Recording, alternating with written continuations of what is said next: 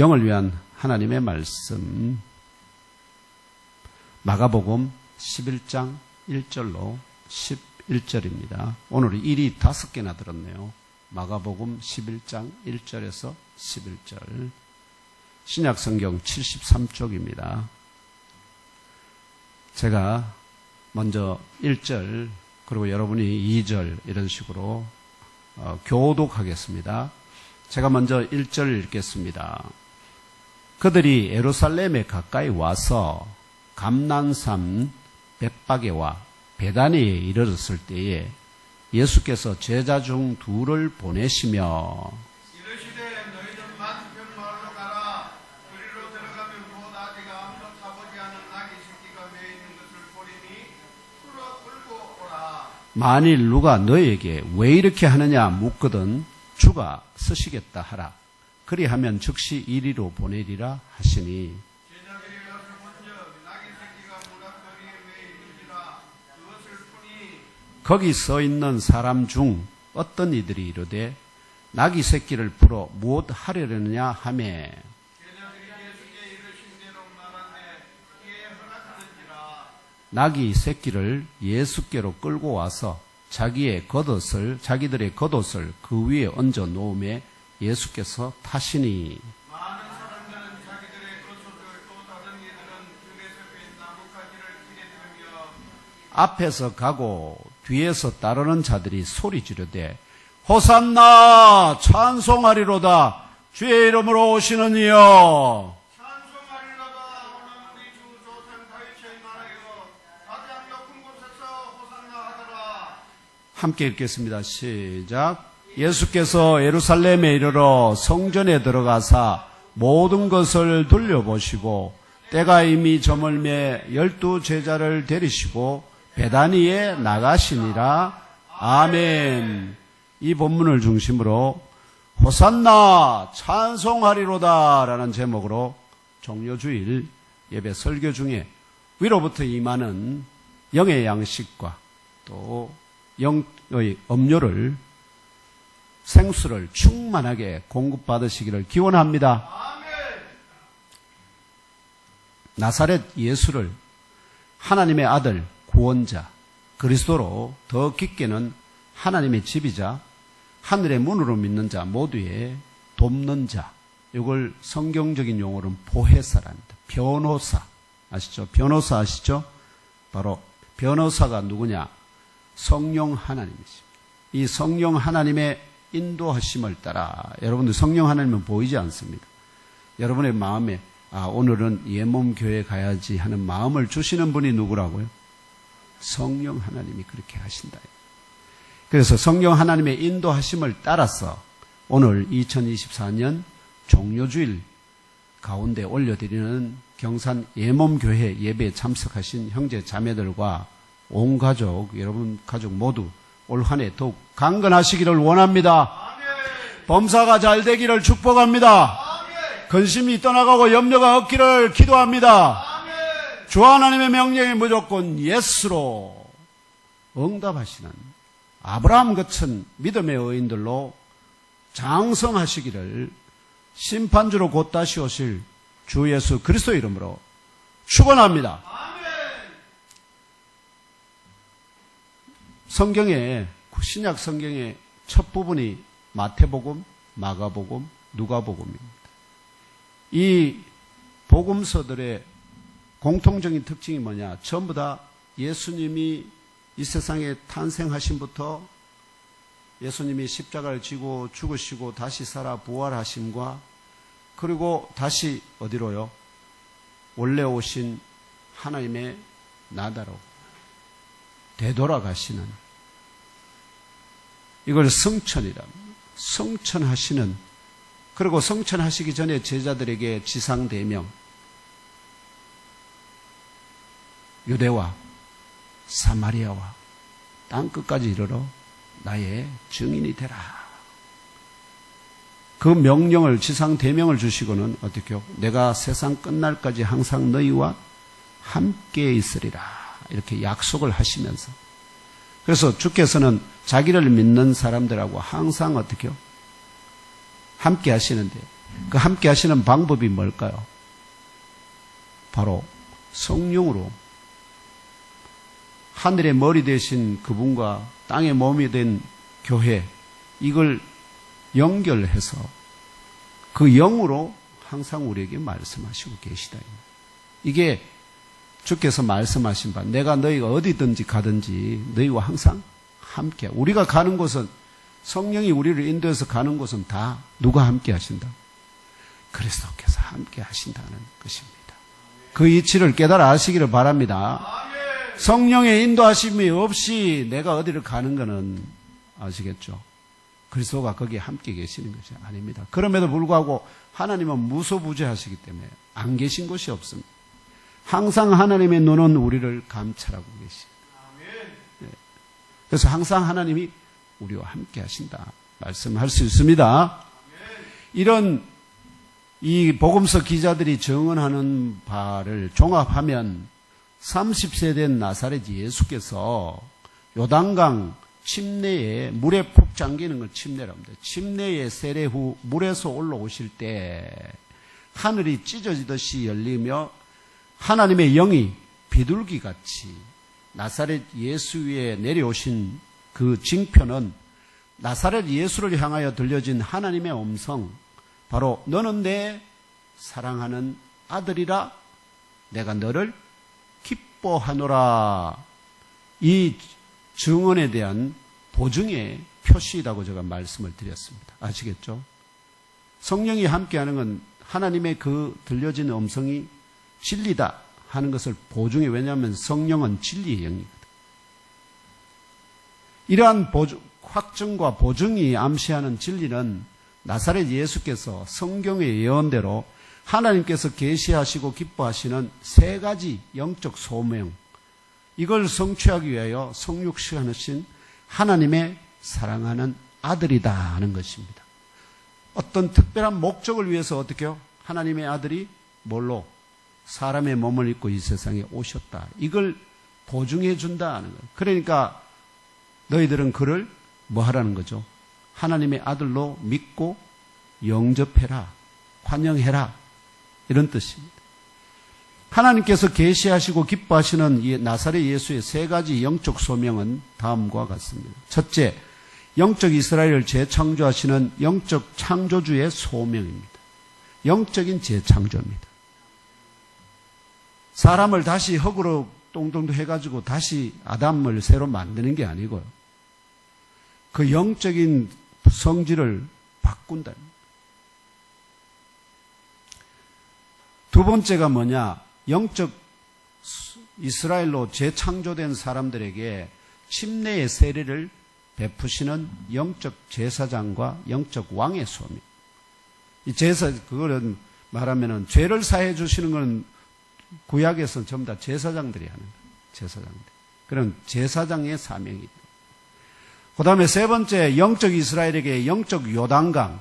우리가 요단강, 평소에 우리 요단강 건너간다는 얘기 많이 하죠.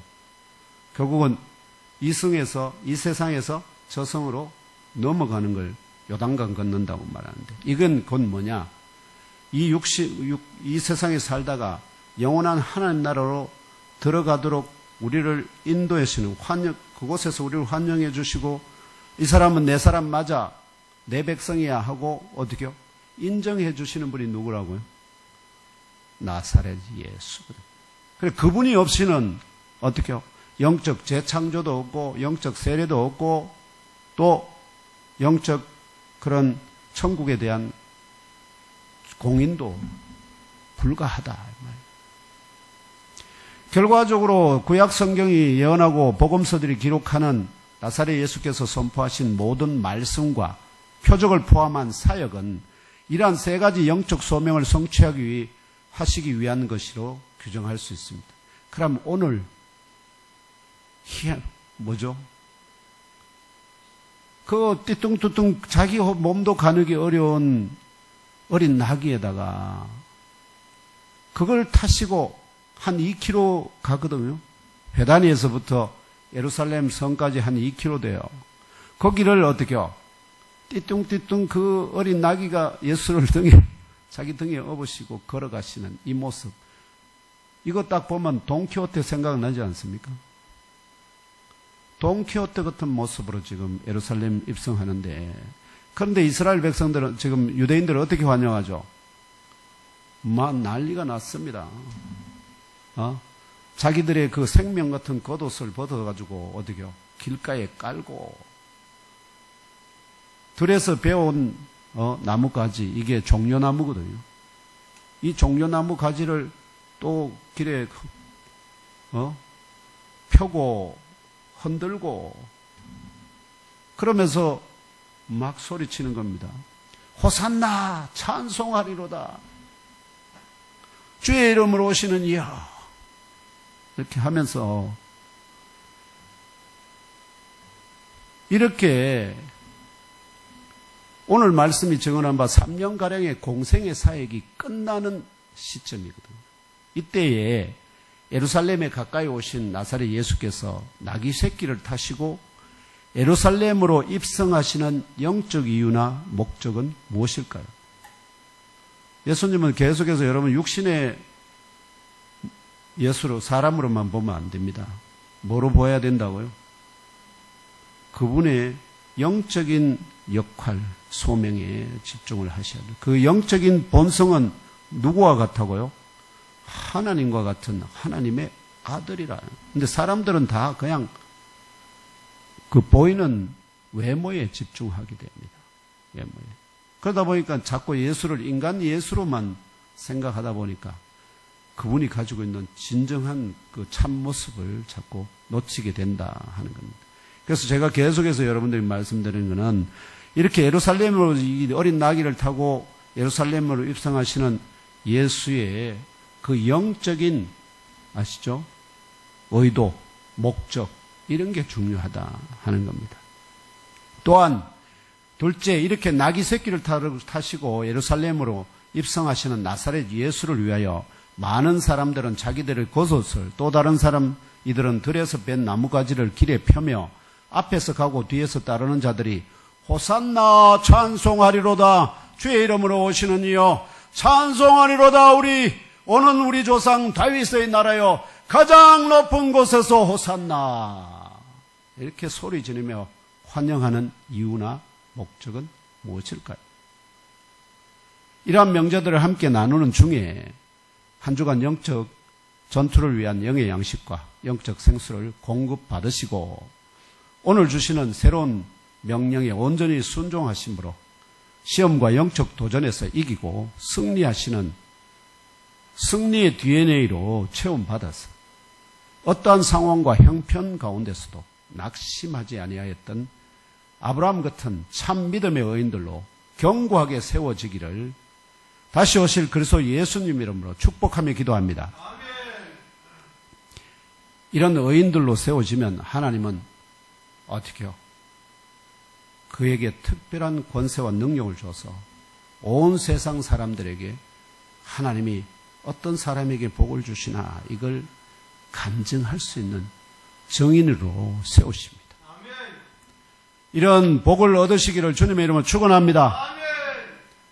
여러분 비즈니스 하시는 분들 다 알지만은 아무리 물건 많이 팔아도 이윤이 조금 남으면 사실 큰 부자 되기 어렵죠. 적게 팔아도 이윤이 많이 남는 게 중요하잖아요. 그죠? 이윤이 많이 남는데. 하나님의 일은 어떻게요? 많이 안 팔아도, 내가 조금만 노력하는데도 하나님은 그걸 어떻게요? 온 세상 사람들에게 다 팔 수 있는 그런, 아시죠? 길을 열어주신다. 그래서 하나님 안에 있는 사람들이 특별해지는 것이거든요. 먼저 나사렛 예수께서 어린 나귀 새끼를 타시고 예루살렘으로 입성하시는 영적 이유나 목적이 무엇인지 먼저 상고해 보겠습니다. 먼저 나사렛 예수의 뒤를 따라 예루살렘에 향하여 가까이 접근한 그들은 어떤 사람들인지 알아봅시다. 뭐냐면 첫 번째 오늘 본문 1장 1절에 뭐라고 했습니까? 그들이 예루살렘에 가까이 오셨을 때 그들이 도대체 누구냐 하는 거죠. 이 그들이 누구인지를 알려주는 본문이 바로 여러분 오늘 읽은 본문 바로 앞에 42절에서 52절에 나옵니다. 그들이 누구인지. 42절에서 52절 앞에 성경 찾으시고 42절에서 52절 앞에 42절 찾았습니까? 42절 오늘 방금 읽은 본문 바로 앞입니다. 10장 42절에서 마지막 절 52절까지 찾아서 함께 읽으면 알아봅시다. 시작. 그들이 여리고의 42절 10장 42절 예수께서 맞습니까?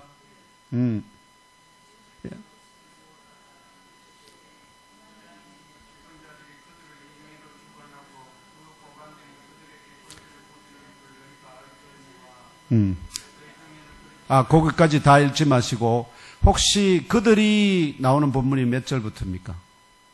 그들이 46절부터 그럼 그들이 여리고에 이르렀더니 나오죠? 거기서부터 읽겠습니다. 제가 46절이네요. 제가 작가였습니다. 시작. 그들이 여리고에 이르렀더니 예수께서 제자들과 허다한 무리와 함께 여리고에서 나가실 때에 디메오의 아들인 맹인거지 바디메오가 길가에 앉았다가 나사렛 예수시란 말을 듣고 소리질러 이르되 다윗의 자손 예수여 나를 불쌍히 여기소서 하거늘 많은 사람이 꾸짖어 잠잠하라 하되 그가 더욱 크게 소리질러 이르되 다윗의 자손이여 나를 불쌍히 여기소서 하는지라 예수께서 머물러 서서 그를 부르라 하시니 그들이 그 맹인을 부르며 이르되 안심하고 일어나라 그가 너를 부르신다 하매 맹인이 겉옷을 내버리고 뛰어 일어나 예수께 나아오거늘 예수께서 말씀하여 이르시되 내게 무엇을 하여 주기를 원하느냐 맹인이 이르되 선생님이여 보기를 원하나이다 예수께서 이르시되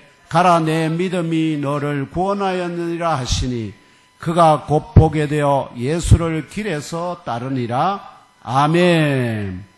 여기 이 본문에서 알 수 있듯이 여기서 그들이 예루살렘에 이르렀을 때 이 말은 그 말 속에 그들은 바로 첫 번째 나사렛 예수의 뒤를 갈릴리부터 따르던 12사도를 포함한 제자들 그리고 두 번째는 허다한 무리가 또 그를 따릅니다. 뭔가 궁금해서 어떻게 되나 이런 분들 그리고 세 번째가 바로 예루살렘을 향하여 길 가운데 통과시 예루살렘 가는 길에 여리고가 있어요. 그 여리고 성을 그 마을을 성을 통과하는데 그 통과하는 끝 무리쯤 말미쯤에 그 성에서 유명한 사람이 디메오인데 디메오의 아들이 맹인이었습니다. 이 디메오의 아들인 맹인 그리고 아마 아버지가 돌아가신 것 같습니다. 그래서 거지가 돼요.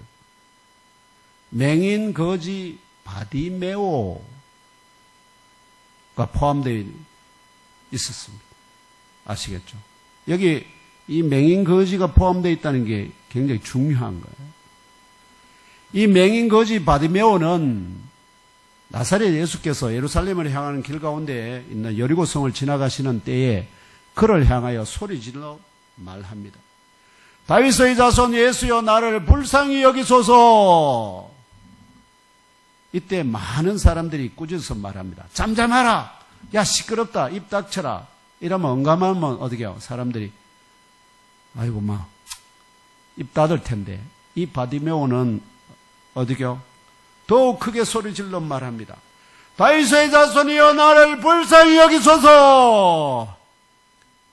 이 소리를 들으신 나사렛 예수께서 머물러 서서 그를 부르라 말합니다. 그들이 맹인을 부르며 말합니다. 안심하고 일어나라. 그가 너를 부르신다. 이에 이 맹인이 겉옷을 내버림. 벌떡 뛰어 일어나서 예수께 나옵니다. 예수께서 묻습니다. 그에게. 내게 무엇을 하여 주기를 원하느냐? 왜 불쌍히 여기달라 하니까. 그럼 네가 내한테 소원이 있다는 거죠. 그래서 내게 무엇을 하여 주기를 원하느냐? 이렇게 물으니까 이 맹인이 주저없이 대답합니다. 선생님이여 보기를 원하나이다. 아니 지금 맹인인데 자기를 불쌍히 여겨달라고 하면서 뭐 해줬고 이러니까 보고 싶습니다.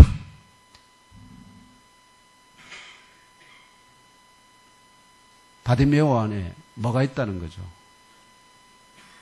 예수께서 그걸 할 능력이 있다는 걸 믿고 있는 거잖아요. 능력도 안 되는 사람인데 뭐 해달라고 하는 건 제일 어리석은 사람입니다. 이 예수께서 응답하십니다. 가라, 내 믿음이 너를 구원하였느니라. 아니 눈을 보게 해달라고 그러는데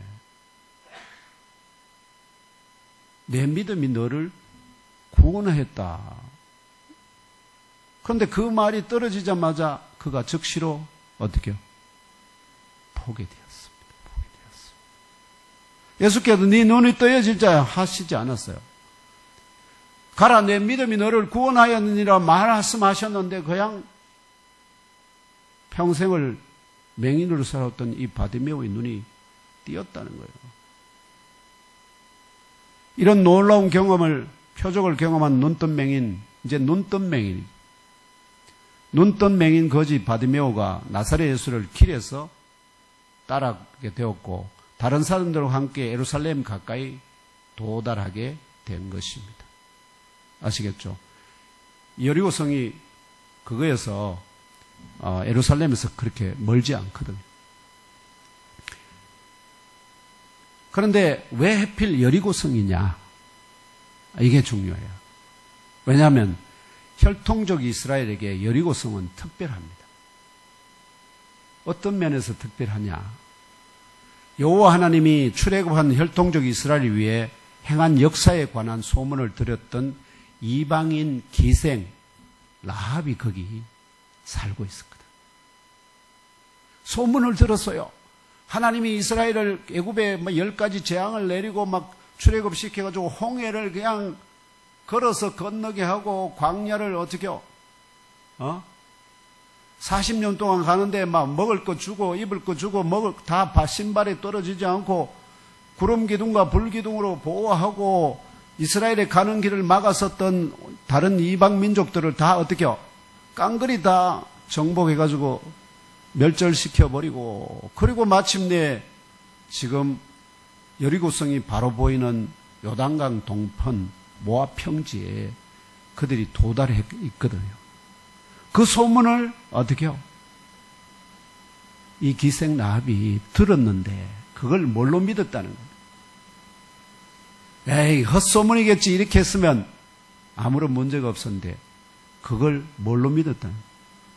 사실로 믿었다는 거예요. 사실로 믿었다. 이게 믿음입니다. 성경에 나오는 예수께서 행하신 모든 일들을 그대로 어떻게 해요? 아, 이게 진짜다, 사실이다 하고 믿는 게 믿음입니다. 그래서 이 이방인 기생 라합이 그것을 진실로 믿었기 때문에 하나님이 그러면은 이 여리고성도 반드시 어떻게 해요? 왜냐하면 하나님이 가나안 땅을 이스라엘에게, 혈통적 이스라엘에게 주셨다는 소문도 들었기 때문에 그러면은 여리고성을 포함해서 이 땅이 전부 다 거기 있는 대적하는 자들은 모두 다 어떻게 한다는 거죠? 모조리 다 멸망시킨다는 것을 믿었기 때문에 그러면 자기는 거기서 살아날 방도를 찾아야 되죠. 살아날 방도. 그래서 그 성을 멸망시키기 위하여 여호수아가 파견한 2명의 정탐꾼에게 그 내부 사정도 알려줍니다. 그들이 우리가 지금 너희들 때문에 막 마음이 심령이 녹아가지고 막 너희들이 쳐들어오면 다 그냥 기절해서 죽을 것 같아. 이런 얘기까지 다 합니다. 그런데 그 여리고성 성주가 이상한 사람들이 여리고성에 들어왔다는 걸 알고 그들을 잡으러 군대를 보냈는데 마침 기생 라합의 집에 들어가는 걸 사람들이 얘기를 해서 그 사람들 어디 있냐? 이렇게 찾아왔거든. 그런데 그들을 알려주면 그들은 사로잡혀서 다 죽임을 당할 텐데 기생 라합이 어떻게 하죠? 다른 길로 달아났다 빨리 가봐라 하고 그들을 어떻게 해요? 숨겨서 살려줍니다. 그러고는 저녁 어둠할 때 그들이 본진으로 돌아갈 수 있도록 했습니다. 이게 뭐냐? 그에게 뭐가 있었다는 거죠? 믿음이 있었다는 거예요. 하나님에 대한 믿음이 있었다는 거죠. 그리고 그녀와 그 가족이 모두 여리고 사람들과 함께 멸망당하지 아니하고 구원을 받았을 뿐만 아니라 두 정탐꾼 중에 한 명과 결혼을 합니다. 그런데 이 기생 라합이 그 정탐꾼의 낳은 자녀가 나중에 다윗 가문의 조상이 됩니다. 이해되십니까? 버림받은 것과 같은 기생 라합이 하나님의 족보에, 알겠죠? 하나님의 족보에 그 조상을 낳는 여인으로 등재가 된다니까요. 이게 라합 여리고성에서 일어나는 아주 중요한 사건입니다. 그러므로 이 거지 맹인 바디메오가 눈을 뜨게 되는 과정도 이 기생 라합이 하나님에 대해서 눈을 뜨는 것과 닮았습니다. 여리고성의 기생 라합이 출애굽과 광야 여정 가운데 이스라엘의 하나님 여호와께서 애굽에게 행하신 표적이나 이스라엘을 대적하는 민족들이 멸망당한 소문을 사실로 믿었던 것 같이 맹인이잖아요. 바디메오는 보지 못하잖아요. 예수가 어떤 일을 행해도 보지를 못하잖아요. 그냥 뭐만 할 수 있죠? 사람들이 전해주는 소문, 수군거리면서 말하는 소문만 들을 수 있는 사람이에요.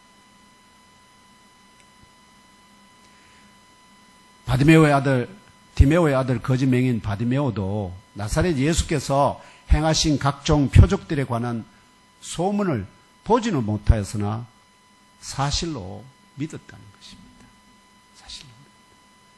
또한 기생 라합이 그러한 믿음이 있다는 징표로서 두 명의 이스라엘 정탐꾼을 숨겨주는 행동을 하기에 이르렀듯이 거지 맹인 바디메오도 나사렛 예수에 대한 믿음이 있다는 징표가 많은 사람들이 뭐하죠?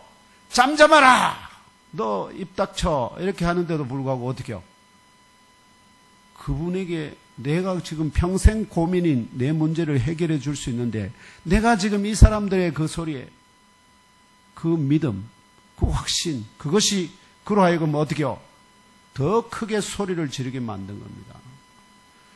다윗의 자손이여 나를 불쌍히 여기소서!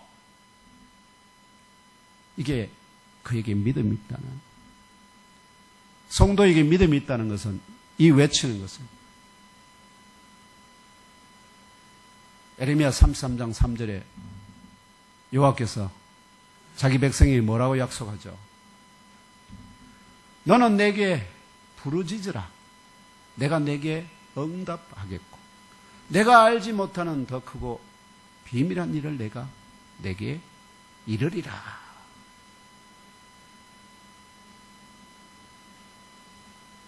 이게 부르짖는 것이 기도입니다. 이러한 과정에서 기생 라합이 두 명의 정탐꾼에게 여리고성이 무너질 때 자신과 가족을 구원하여 달라고 요청함으로 구원받았고요. 혈통적 이스라엘이 가족이 되었듯이 거지 맹인 바디메오도 영적으로는, 혈통적으로는 이스라엘이었지 모르지만 영적으로는 그는 이미 어떻게 해요? 이스라엘의 모든 사람들로부터 이건 버림받은, 왜? 거지로 사는 게 뭐겠습니까? 그들로부터 다 버림받은 그런 거지 맹인 바디메오가 내게 무엇을 하여 주기를 원하느냐 하는 나사렛 예수의 말을 듣자마자 즉시로 선생님이여 보기를 원하나이다 요청하였지만 예수께서는 그에게 눈을 뜨는 것보다 더 중요한 것이 뭐였습니까? 그를 영적 이스라엘로 재창조하는 것이, 이게 더 중요했거든. 그래서 뭐라고 그럽니까? 나사렛 예수께서는 내 눈이 떠여질지다 볼지어다 그런 게 아니라 가라 내 믿음이 너를 구원하였느니라. 기생 라합이 구원받은 것 같지. 너도 나의 구원의 대상이다. 이 말씀을 듣는 중에 바로 무슨 일이 벌어진 겁니까? 그 육신의 눈도 고쳐지고 치유되어서 보게 된 것입니다. 주 하나님을 향한 나의 믿음은 나의 행함으로 증명되고요.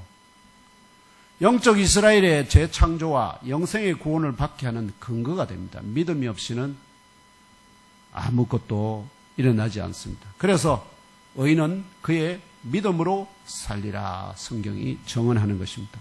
이때로부터 거짓 맹인이었던 바디메오는 육신의 눈과 영의 눈이 모두 밝아 자유하게 된 영적 이스라엘로 재창조된 것입니다. 바디메오는 이제 자신을 영적 이스라엘로 재창조하신 영적 창조주이신 나사렛 예수의 뒤를 따라 그를 따라가고 있는 것입니다. 그럼에도 불구하고 12사도를 포함한 제자들과 허다한 무리들과 바디메오 자신도 과연 이러한 나사렛 예수의 의도하신 바를 깨달아 알고 따랐을까요? 영적 창조주니 하는 지금 제가 말씀드린 이런 지식을 가지고 그를 따랐을까요? 그런 결국 알 수 없었습니다.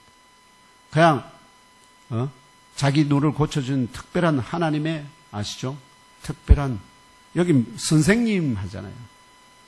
특별한 그런 랍비 선생님으로 인식하고 있을 뿐이었습니다. 아무튼 그들이 마침내 목적지 예루살렘에 가까이 와서 감람산으로 향하는 길이 시작되는 작은 산동네 벳바게와 베다니에 이르자마자 여기 그거 한번 보여주실래요? 지도 한번 보여주시면 여기가 지금 이쪽에서 여리고 사에 가는 길 저기에서부터 이렇게 해서 어디에 도착하냐면 여기 베다니에 먼저 도착했습니다. 여기 베다니에 먼저 도착해서 여기서 이제 뭐라냐면 조랑말을 타고 벳바게를 거쳐서 저 예루살렘으로 올라가는 겁니다. 그 예루살렘으로 올라가는 길 가운데 한창 큰 높은 산이 있는데 저게 감람산입니다. 다른 말로는 올리브산이라고 합니다. 감람산이고요. 그 예루살렘 성과 이 감람 사이에는 깊은 골짜기가 있는데 계곡이 있습니다. 그게 기드론 골짜기입니다. 비가 오면은 저기에 엄청난 물이 흘리기 때문에 이 말하면은 길이 무너지기도 하고 이런 일이 벌어집니다. 지금 어디에 도착하셨느냐? 베다니에 도착하셨습니다. 베다니에 먼저. 그래서 베다니에 도착해서 예수께서 제자 중 2사람을 택하여 보내십니다. 마치 예수께서 미리 다 뭔가를 준비한 듯이 명령합니다. 너희는 맞은편 마을로 가라. 그리로 들어가면 곧 아직 아무도 타보지 않은 나귀 새끼가 매어 있는 것을 보리니 풀어 끌고 오라. 만일 누가 너에게 왜 이렇게 하느냐 묻거든 주가 쓰시겠다 하라. 그리하면 즉시 이리로 보내리라. 이렇게 명령을 하달해서 2 제자를 어디로요? 베다니 옆에 다른 여기 한쪽이 있으면 이쪽에 다른 쪽으로 보냈습니다. 그래서 2 제자는 영문도 모른 채 명령받은 대로 맞은편 마을로 가서 나귀 새끼가 문 앞 거리에 매여 있는 것을 보고서는 그것을 풉니다. 그래서 거기 서 있는 사람 중 어떤 이들이 묻습니다. 나귀 새끼를 풀어 무엇 하려느냐? 나귀 새끼를 풀어가려고 하니까 주인이 당연히 궁금하겠죠. 이에 제자들이 예수께서 이르신 대로 대답합니다. 주가 쓰시겠다. 그러자 그들이 허락합니다. 마치 무슨 약속이 다 되어 있는 것 같잖아요. 근데 예수가 그들과 함께 항상 있다가 그런 준비를 하러 본 적이 없잖아. 그런데도 하나님 말하면 예수께서는 이미 다 그걸 준비한 것으로처럼 일을 진행하고 있다는 겁니다. 이렇게 2 제자가 나귀 새끼를 나사렛 예수께로 끌고 와서는 자신들의 겉옷을 안장 삼듯이, 왜냐하면 나귀가 약간 미끄럽잖아요. 그 짐승들이. 그래서 거기다가 자기들의 겉옷을 벗어서 그 위에 얹습니다. 얹으니까 예수께서 그 나귀 새끼 등 위에 탑니다. 그리고는 천천히 예루살렘을 향하여 약 2km 거리를 이 감람산 길을 따라서 올라가서 입성하시게 됩니다. 이렇게 나사렛 예수께서 나귀 새끼를 타고 예루살렘 성으로 입성하시는 모습이 상징하는 영적 의미가 또는 목적이 무엇이냐 하는 것은 바로 구약 성경 스가랴 9장 9절이 계시하고 예언하는 바를 성취하시기 위함입니다. 스가랴 9장 9절입니다. 함께 읽겠습니다. 여기 그거였습니다. 시작. 시온에 따라 크게 기뻐할지어다. 예루살렘에 따라 즐거이 부를지어다. 보라, 내 왕이 내게 임하시나니 그는 공의로우시며 구원을 베푸시며 겸손하여서 나귀를 타시나니 나귀의 작은 것 곧 나귀 새끼니라. 아멘. 이 예언의 기록자 스가랴 선지자는, 왜냐하면 이 예언이 주어진 배경이 여러분 상당히 중요해요. 왜냐하면 배경 없이 그냥 예수가 이스라엘의 왕이구나 이렇게 하는 거하고 좀 다릅니다. 이 예언의 기록자 스가랴 선지자는 다리오 왕이 페르시아 제국을 통치하던 주전 다리오 왕이 주전 예수님 오시기 522년에서 486년까지 왕으로 통치했습니다. 유대 나라는 이 페르시아의 식민지였습니다. 이 다리오 왕 제2년 8째 달 주전 520년경입니다. 예수님 오시기 520년 전에 스가랴에게 여호와의 말씀이 임합니다. 그걸 스가랴 1장 1절에 기록합니다. 이때는 바벨론의 포로로 586년에 바벨론의 포로로 사로잡혀 가던 유대인들이 이제 70년의 그 역사를 586년 이전에 물론 600년 가까이 그 전입니다. 70년의 바벨론 포로 생활을 마치고 이 바벨론 제국을 무너뜨리고 페르시아 제국을 건설한 다리오 왕의 칙령으로 본국인 유대 땅으로 돌아오기 시작한 때가 538년입니다. 주전 538년. 이때로부터 약 520년이니까 이때로부터 약 18년이 경과한 시점입니다. 즉 이스라엘 유대인들이 바벨론의 포로가 되었다가 이 바벨론 족이 페르시아에 망하면서 페르시아의 왕이 말하면 그 유대인들을 어디로 본토로 돌아가도 좋다. 이래가지고 자유를 선포해서 그들이 이제 돌아오기 시작했는데 그 돌아오기 시작한 때로부터 몇 년이 경과했다고요? 18년이 경과한 시점에 여호와의 말씀이 지금 누구에게? 스가랴에게 임했단 말이에요. 그러면 이스라엘 유대 땅에는 지금 어떤 상태일까요? 예루살렘 성도 다 무너졌고 솔로몬 성전도 다 무너지고 아무것도 없어요. 그러니까 유대인들이 뭘 시작했겠습니까? 그때 돌아온 다윗 왕의 가문의 총독의 한 사람인데 그가 이름이 스룹바벨이고 그 대제사장의 한 사람 있었는데 그의 이름이 여호수아예요. 이 두 사람의 지도하에 뭘 할까요? 성전과 예루살렘 성을 건설하려고 다시 시작을 했는데 주변에 있는 이 이방 민족들이 뭘 합니까? 저거 또 성전 섬에 이스라엘이 우리를 나중에 괴롭게 한다 이래가지고 페르시아 총독들에게 황제에게 뭘 보내느냐? 계속해서 뇌물 주고 이래가지고 저 성전 건축 못하게 막아달라. 방해 공작을 하게 됩니다. 그러다가 보니까 어떻게요?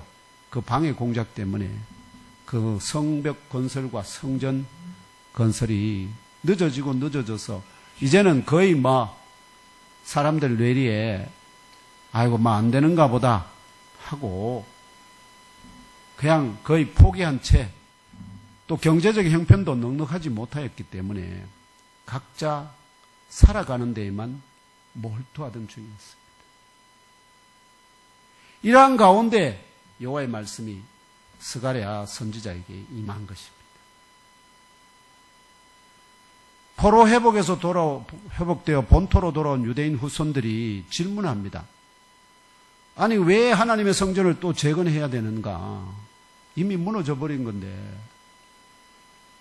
이러한 물음에 대하여 여호와 하나님이 스가랴의 입을 통하여, 그러니까 자기들이 건설하다가 막 중단하고 부담은 계속되는데, 그러니까 사람들 그 후손들 사이에 무슨 일이 벌어졌다는 거죠. 아, 굳이 왜 성전 또 재건해야 돼? 다른 나라들이 다 싫어하는데. 이제 이러니까 이 물음에 대해서 여호와 하나님이 누구의 입을 통해서? 스가랴의 입을 통해서 그 답변을 주신 겁니다. 그 응답이 뭐냐? 하나님의 성전을 재건해야 하는 이유는 단순히 큰 건물을 하나 세우는 일이 아니라 장차 오실 메시아, 약속된 메시아를 융적으로 영적으로 맞이하기를 대망하는, 그분을 오실 것을 믿고 있잖아요, 이스라엘. 그분을 오기를 대망하는 하나님의 백성이 보여줄 믿음의 상징이 바로 무엇이냐? 성전입니다. 재건된 성전. 이것이 스가랴 선지자를 통해 계시된 하나님의 응답입니다. 그래서 스가랴에서는 방금 읽은 스가랴 9장 9절과 같이 시온과 예루살렘의 왕으로 상징되는 메시아와 관련된 예언과 환상들이 가득합니다. 그래서 해석하기가 쉽지 않습니다, 일반인들이. 그러므로 나사렛 예수께서 대략 2km 남짓한 거리를 어린 낙이 등에 타시고 예루살렘으로 입성하시는 이 특이한 행동이 예표하는 바는 나사렛 예수 자신이 바로 520년 전, 그리고 지금 예수님 나이가 33세예요. 이 520년 플러스 33년, 그러면 총 553년 전에 스가랴의 입을 통하여 예언된 시온과 예루살렘의 왕이시다. 아시겠죠? 내가 왕이다. 스가랴가 예언한 바로 그 왕이다 하고 지금 입성하시는 겁니다. 또한 나사렛 예수 자신은 용맹하고 날쌘 전투용 말을 탄 채 역사에 남아있는 정복자로서의 세상의 왕들과 다를 뿐만 아니라, 정복자의 왕들은 뭐를 탄다는 거죠? 강력한 준말을 타거든요. 공의로우며 구원을 베푸시는 겸손한 왕이다는 진리를 말이 아니라 나귀의 작은 곳, 나귀 새끼를 타심으로 드러내어 보여주시기 위한 것임을 깨달아 아시고 믿고, 이 시간 우리 각자의, 그리고 우리 모두의 왕으로 구원을 베푸시는 메시아로 저와 형제 자매 여러분의 심령 깊이 영접하시기를 축원합니다. 이제 깨달아 알고 믿고 영접하는 믿음의 사람들을 영적 이스라엘로 재창조하시는 분이 바로 나사렛 예수이십니다. 시온에 따라 크게 기뻐할지어다. 예루살렘에 따라 즐거이 부를지어다. 예몸교에 지체된 형제자매들아 크게 즐거이 찬송할지어다. 할렐루야, 아멘. 그런 예수의 의도를 아는지 모르는지 수많은 사람들이 그의 앞에서 그의 뒤에서 따라오면서 자기 겉옷을 벗어서, 겉옷은 이스라엘 사람들에게 일종의 이불이고 텐트입니다. 왜냐하면 이스라엘 나라 같은 데는 여름에 낮에는 굉장히 뜨겁지만 겨울에는 아주 차가지고 있다. 그러니까 겉옷을 입고 있다가 여차하면 어떻게 한다고요? 이걸 그거 삼아서, 이불 삼아서 덮고, 굉장히 중요해요. 이스라엘 백성들에게. 더울 때는 또 벗어서 들고 있어야 돼요. 왜냐면 그럼 너무 더우니까. 이렇게 활용하는 옷이 바로 겉옷입니다. 이 겉옷을 그 앞에 깔고, 또 들에서 벤 나무라잖아요. 이게 종려나무입니다. 종려나무가 의미하는 바는 뭐냐니까, 종려나무는 대추 야자라고 하는데요. 대추 모양으로 생긴 야자가 이 나무에 빽빽하게 열립니다. 그럼 뭘까요? 번성하고 번창하는 걸 말합니다. 당신의 나라가 번성하고 번창하기를 원한다는 의미에서 종려나무 가지, 그걸 깔고 또 그걸 흔든다. 그리고 그들이 외칩니다. 호산나, 호산나, 찬송하리로다. 주의 이름으로 오시는 거룩한 이여. 여기 호산나라는 말은요, 어떤 뜻이냐면 제발 구원하소서 이런 뜻입니다. 호산나라는 히브리어로 쏴하는 구원하다는 뜻을 가진 히브리어와 그 다음에 감탄의 그 분사인데요. 제발, 자 이런 뜻을 가진 나라는 이 두 개의 히브리어가 모여진 걸 이걸 헬라어로 바꿀 때 음력을 합니다. 우리 한글로 예를 들면은 어떤 레스토랑 이런 말은 우리가 번역을 잘 안 하고 그대로 레스토랑이라는 말로 음력을 하잖아요. 그 음력을 하듯이 음력하면은 뭐가 된다고요? 호산나가 된다. 호산나. 이렇게 그러면 호산나 하는 말은 어떻게요? 우리를 구원하소서, 제발 구원해 주세요. 이런 의미가 다녀요. 그래서 구원자로서, 왜냐하면 스가랴가 구원자로서 오시는 그분이었는데, 근데 그들이 기대한 구원자는 어떤 구원자였냐?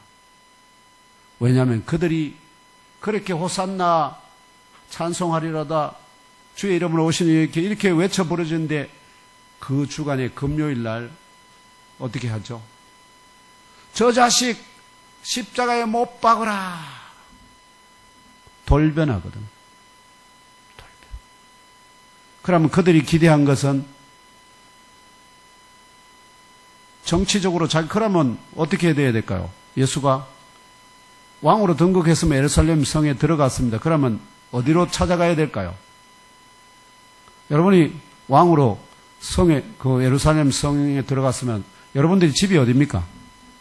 왕이면 왕궁을 가야 되잖아요. 근데 예수는 왕궁에는 관심이 없습니다. 어디로 가죠? 성전으로 가요. 성전에 들어가서 다 사정을 살펴봅니다. 성전은 누구의 집이죠? 하나님 집입니다. 하나님 집이 마치 자기의 집인 것처럼 들어가서 다 살펴보고는 왕궁에는 관심도 안 기르고 저녁이 어두워지니까 어디로 나옵니까? 다시 출발했던 베다니로 다시 나옵니다. 왜 베다니로 다시 나왔을까요? 왜? 이제 베다니에서 왔다 갔다 합니다. 왜 베다니 나오냐? 베다니에 누가 살았느냐? 죽었다가 사흘도 아닌, 보통 사흘에 정도 되면은 시체가 썩기 시작하거든요. 그럼 냄새가 나요. 그럼 더 이상 이거는 살려내는 것이 불가능하다거든요. 그런데 사흘도 아닌 나흘이 지나서 썩은 냄새가 나는 나사로를 어떻게요? 살려내서, 그리고 나사로와 그 마르다와 마리아 그 자매들이 살고 있는 그곳이 바로 베다니거든요. 베다니로 다시 나왔다는 것은 지금 거기에서 뭐가 느껴집니까? 죽으시고 다시 살아 부활하실 그 새 길을, 왕의 길은 끝났습니다. 왕으로 들어갔어요. 그런데 왕궁에 안 가고 다시 베다니로 와서 부활의 고난과 부활의 새 길을 베다니에서 다시 준비하고 계시다. 이게 11절에서 예수께서 어떻게요? 왕궁이 아닌 성전을 다 둘러보시고 저녁이 되니까 베다니로 다시 나왔다 하는 말씀이 전해주는 증거입니다.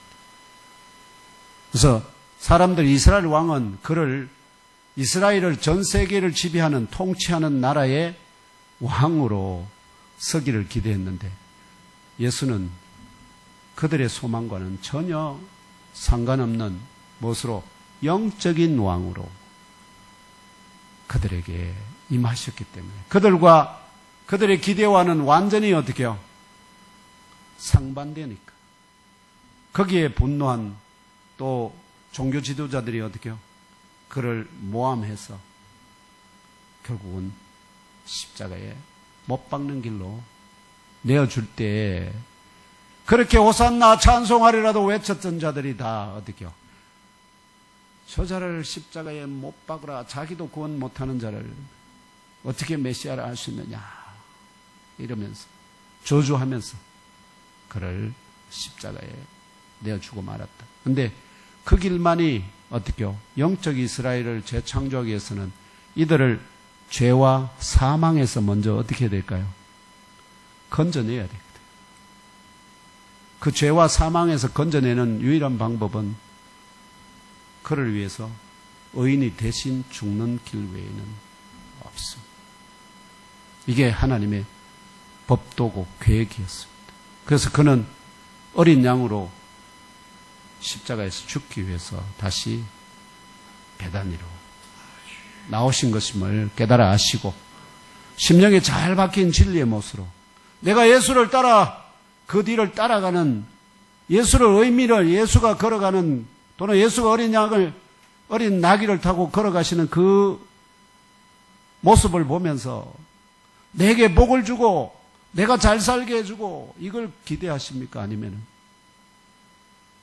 나에게 나를 영적 이스라엘로 재창조했어서 영원하신 하나님 나라의 가족이 되게 하는 이 영광을 기대하시느냐. 그런 복을 기대하시며 누리시는 성도님들 다 되시기를 주 예수 그리스도의 이름으로 축원합니다. 아멘. 거룩하신 영광의 하나님 고맙고 감사합니다. 허물 많고 미련한 종을 불러서 이처럼 아름다운